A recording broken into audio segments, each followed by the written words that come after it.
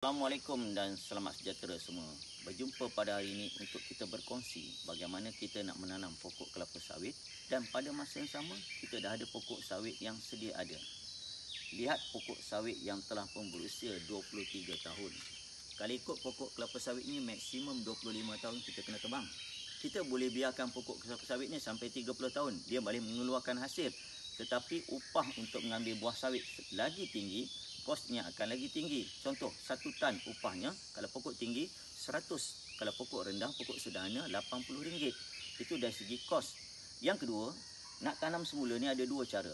Satu, apabila usianya telah berusia 25 tahun, kita panggil jentera excavator, korek, tebang. Habis. Kemudian kita akan tanam semula.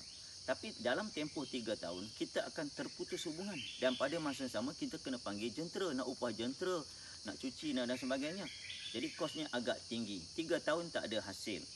Cara yang kedua, ini caranya saya nak berkongsi. Cara yang kedua, pokok ini kita biarkan dalam tempoh 3 tahun dan pada masa yang sama, ni benih benih sawit yang telah pun berusia 10 bulan dan sekarang harganya sepokok RM20.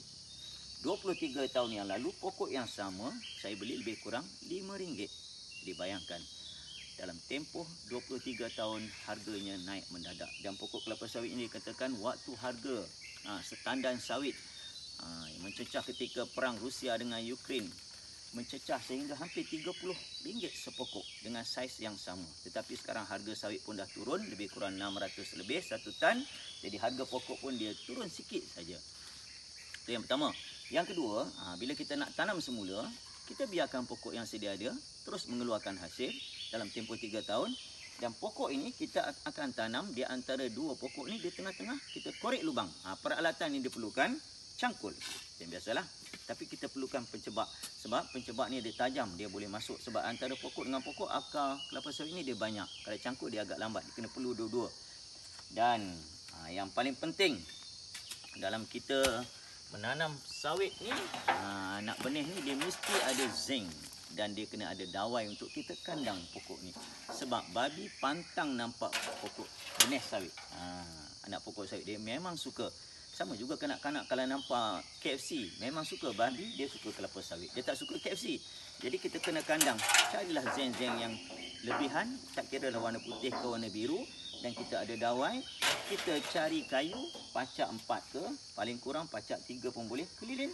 Kita letakkan dawai supaya zinc ni tidak jatuh. Jadi secara tidak langsung apabila babi nampak zinc dan sebagainya, oh susah ni, dia akan terus perjalanan, dia carilah tempat lain. Itu salah satu cara nak jimatkan kos agar kita dapat tanam semula dan pada masa yang sama kita tidak terputus hubungan. Selepas pokok ni dah mula membesar, dah mula nak mengeluarkan putik, kita cari racun, kita tebuk lubang pada pokok yang besar, kita letak racun, sebulan, daunnya pun dah mula kering, lama-lama pokok ni pun akan mati. Dan pokok yang baru akan tumbuh subur dan mengeluarkan hasil. Jadi secara tidak langsung, kita tidak terputus hubungan. Jadi pilihlah, nak tanam, nak korek, nak tebang, tanam semula, ataupun kita nak cara yang kedua. Fikir-fikirkan ke mana yang terbaik.